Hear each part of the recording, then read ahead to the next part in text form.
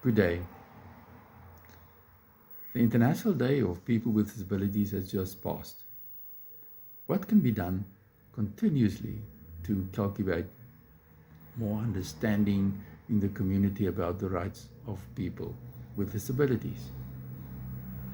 Human rights are considered the fundamental rights that any human being can claim, regardless of age, gender, merit, race, disability, and the like. Human rights are the moral values on which a peace-seeking society is founded. This is why these rights are often included in a state's constitution. In the first 3 decades of international human rights developments, persons with impairments remain mainly invisible. No significant attention was paid to their interests.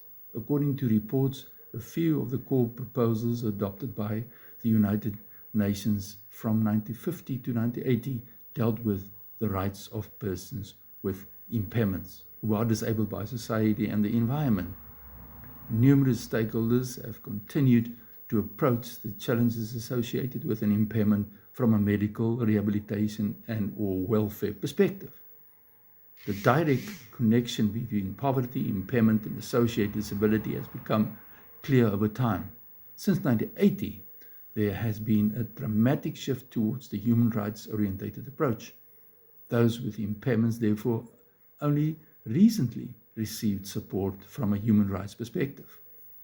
With a new approach, persons with impairments are seen as full-fledged people, a move away from the outdated way of thinking that persons with impairments are a problem for society.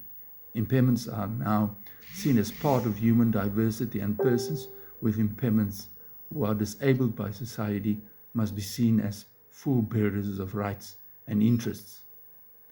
We are very excited because the causes and challenges associated with disability are now also being sought outside of man. The way in which economic, social, and civil and political processes are structured and whether they provide for the person with an impairment is now continuously placed under the magnifying glass. And this is what we should aim for in 2023. With these changing schools of thought about what impairment or disability really mean, a new set of values has emerged that has not previously been applied to disability policy or lawmaking.